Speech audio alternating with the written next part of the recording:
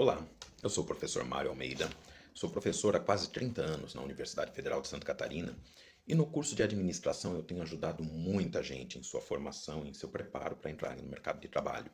E mais do que conhecimentos técnicos específicos, é necessário trabalhar numa série de comportamentos, de posturas, de formas de lidar com a vida, com o trabalho, com o estudo, com as pessoas, para melhorar a sua colocação. Porque, olha, eu tenho visto que muitos dos meus alunos, eles conseguem se dar muito bem, conseguem colocações excelentes ou são empreendedores, montam seus próprios negócios bem-sucedidos e vários outros, um número até substancial, ficam na condição de empregados mal remunerados, insatisfeitos, chateados porque não recebem promoção, não recebem um aumento que acham que merecem e daí por diante. E eu resolvi compartilhar aqui uma sequência de exposições de ideias que podem ajudar você a se tornar uma pessoa indispensável, uma pessoa valorizada.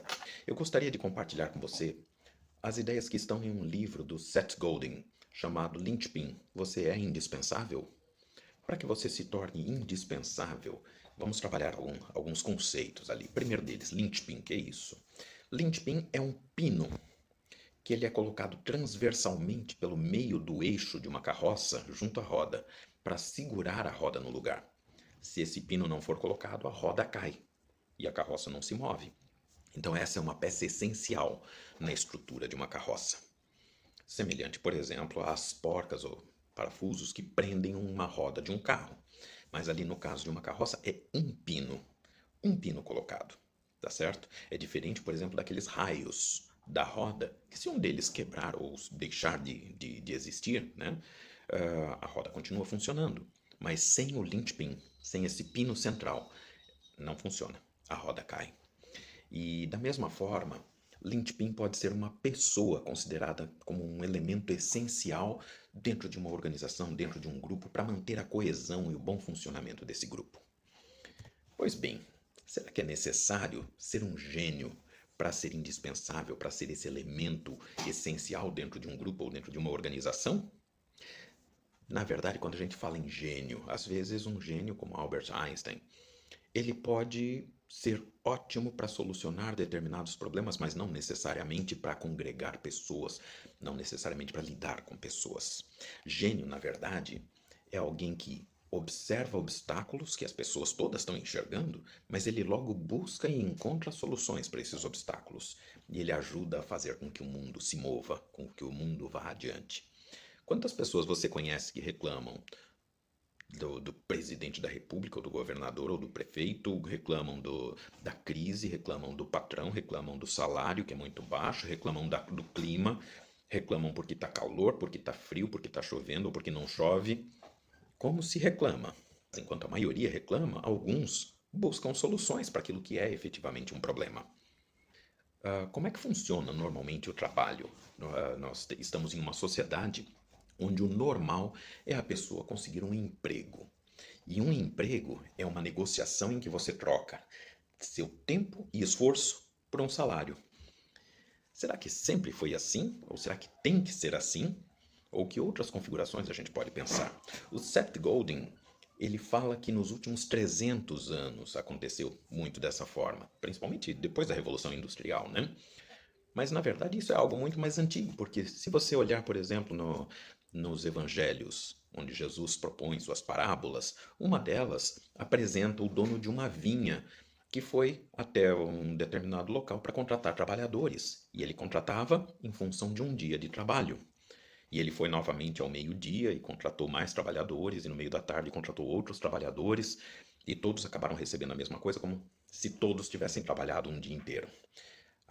Essa era a questão essencial dentro dessa parábola, mas serve para nos mostrar que há mais de 2000 anos atrás, aliás, muito mais do que isso, já havia essa ideia de você trocar o seu trabalho por uma remuneração. E se você executa um trabalho que todo mundo consegue fazer, você é dispensável. Se o seu trabalho é algo comum, algo simples, algo fácil, você é dispensável. E agora é que eu quero falar a respeito das estruturas replicáveis. Muitas organizações, elas são preparadas, são estruturadas para serem replicadas. Você olha, por exemplo, redes de lojas. Uma rede de loja, ela tem as compras padronizadas, os estoques padronizados, a forma de expor os produtos, de atender os clientes e tudo mais é padronizado. Então você tem lojas Renner, você tem várias lanchonetes como McDonald's, Burger King e outros mais, que trabalham seguindo padrões. E os seus produtos, eles são todos produzidos exatamente da mesma forma. Tanto que você sabe que um determinado hambúrguer você vai comprar com aproximadamente as mesmas características em qualquer parte do planeta. Às vezes tem variações culturais. Por exemplo, na Índia, com carne de vaca não vai bem. Tá certo? Dependendo da cultura, do local, dos hábitos alimentares, você pode ter variações. Mas o que acontece a partir do momento que você tem produtos padronizados e, inclusive, componentes padronizados? Ou como que era antes? Vamos pensar no artesão. Um artesão é um indivíduo capaz de produzir manualmente, artesanalmente, um determinado item. Então, por exemplo, antes da Revolução Industrial, as armas de fogo já existiam, só que elas eram produzidas por um mestre ferreiro que fazia sob medida. Se durante uma batalha, durante o uso daquela arma, entortasse o cano, precisa substituir, tinha que levar para o artesão para fazer sob medida para aquela estrutura que havia sido criada. Porque não eram produzidos canos de armas em série, todos iguais. A partir da Revolução Industrial, em que foi utilizado o motor a vapor para movimentar outros maquinários, não foi só o tear para produzir tecidos. Muito mais foi feito, inclusive nos armamentos, e aí você passa a ter peças padronizadas. A partir do momento que as peças são todas padronizadas, entortou um cano, você precisa substituí-lo, pega outro cano daquele, de uma espingarda, por exemplo, e substitui. E você não precisa de um mestre ferreiro para fazer isso. Um outro indivíduo qualquer que não tenha qualificações, ele pode fazer essa substituição. Mostra para ele como é que ele faz e ele passa a fazer. Quebrou o gatilho, troca o gatilho. Quebrou a coronha, troca a coronha. Qualquer peça que quebrar, você substitui. E com isso, a mão de obra pode ser muito menos especializada e, consequentemente, muito mais barata. Com isso, você vai baixar os preços do produto final, esse produto padronizado. E você vai abaixar os salários. É uma corrida para o fundo. É uma corrida para o mínimo possível. Então você passa a ter menos lucro por produto, porque da mesma forma que você consegue padronizar e produzir em larga escala, os seus concorrentes também podem e vão seguir o seu exemplo.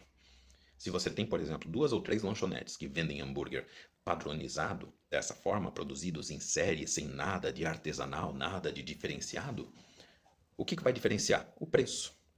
Aí, se o produto é praticamente igual, o sabor é praticamente igual, você parte para aquele que tem um preço mais convidativo. E aí as empresas vão tendo que enxugar cada vez mais os seus custos, porque o seu preço de venda é bastante limitado. Será que todas as empresas têm que produzir mais barato? Na verdade, não. Os consumidores não são todos fiéis aos produtos baratos. Todo mundo anseia, todo mundo deseja aquilo que é único, que é notável, que é humano. Você pode até ser bem-sucedido produzindo mais barato para um maior número de pessoas, sem dúvida. Só que isso vai ter um certo custo para você. Não vai garantir necessariamente o seu espaço no mercado. Ou vai produzir, vai garantir como produtor de algo barato. É o que a gente pode comparar, por exemplo, uma caneta. Uma caneta Bic. Esta caneta, quando eu era criança, já usava. E já era conhecida como uma caneta de preço muito acessível. Uma caneta barata. Funciona bem. Compara, por exemplo, com aquelas canetas que são utilizadas para servir como um símbolo de status, uma Mont Blanc. Quanto custa uma caneta dessas? Quantas outras canetas, ou relógios, ou carros, o diferencial deles é o status que proporciona. Mas a questão também não é só o status. Nós gostamos daquilo que humaniza. Eu, por exemplo, quando ligo para um 0800, detesto ser atendido por uma máquina que diz: se você deseja tal coisa, tecle 1. Se você deseja tal outra coisa, tecle 2. é lamentável. Eu busco logo uma opção que me permita falar com um atendente, que me ouça, que possa realmente fazer a diferença para mim, atender aquilo que eu quero, porque nem sempre o que eu quero está ali dentre aquelas 4, 5, 7 opções que são propostas pela máquina. Veja bem, ah, essas funções mecanizadas, automatizadas, devem ser utilizadas porque elas promovem economia para as empresas. Mas nós devemos também pensar naquilo que vai dar um diferencial qualitativo. Um exemplo bom disso é o Cirque du Soleil. Cirque du Soleil, Circo do Sol. Ele se diferenciou, é uma organização que se diferenciou dos outros circos todos. Os circos, em geral, estavam passando, e ainda passam, né, os que se mantêm com a estrutura tradicional, com animais selvagens sendo domados, com os palhaços, com o apresentador, com 3 picadeiros, malabaristas. Eles passam por uma crise enorme, porque você tem ideia de quanto custa para alimentar um leão?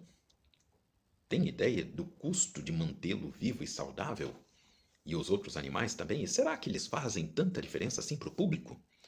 De repente, essa empresa, Cirque du Soleil, percebeu que eles estavam num nicho chamado entretenimento e criaram um espetáculo que não precisava de animais selvagens, que não precisa de palhaços, em que você pode criar todo um cenário diferenciado com música, com danças, com acrobacias fantásticas, em que você vai cobrar mais caro por isso, ao invés de cobrar mais barato. Você não vai competir com outros circos que estão tentando vender os seus ingressos muito baratos. Você vai competir, por exemplo, com um teatro, com uma peça de teatro que seja muito bem estruturada.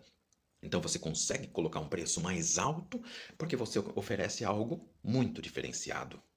Ao invés de ser algo simples, intercambiável, onde você coloca pessoas com baixa qualificação, você usa profissionais muito qualificados, mas você tem algo diferenciado.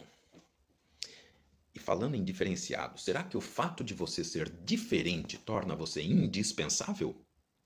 Não necessariamente. Para ser indispensável, você precisa ser diferente, sem dúvida. Porque se você for igual a todo mundo, você vai receber igual a todo mundo.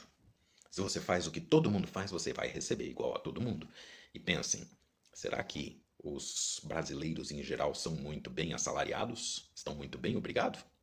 Não creio.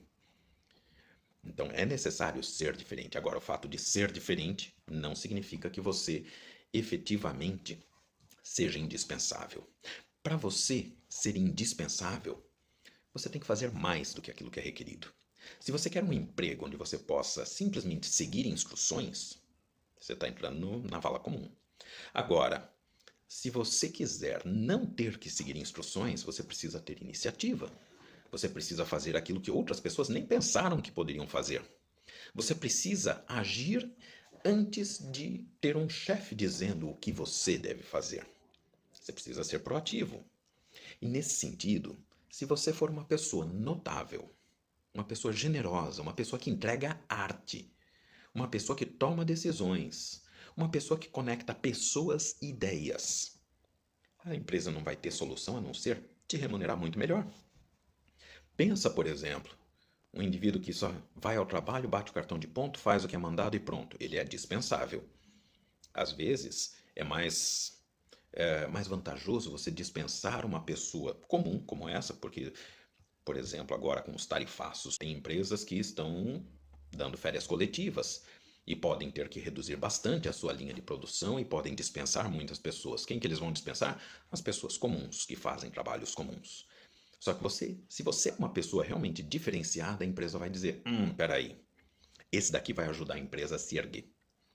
Esse daqui, eu não abro mão dele, não. Aliás, já tem outras empresas de olho, deixa eu dar uma remuneração melhor para ele não se sentir tentado a sair daqui.